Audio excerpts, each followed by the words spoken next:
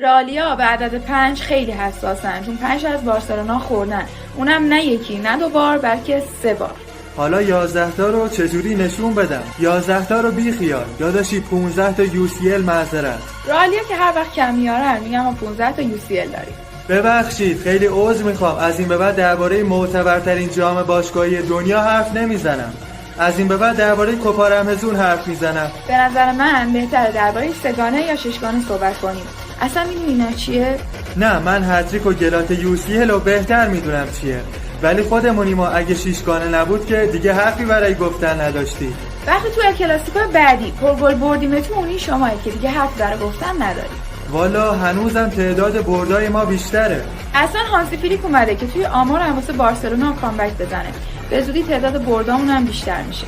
مگه ژابی آلونسو میذاره؟ حتی اگرم بذاره بازم همه میدونن پر افتخارترین تیم تاریخ کدومه. حالا مادرید.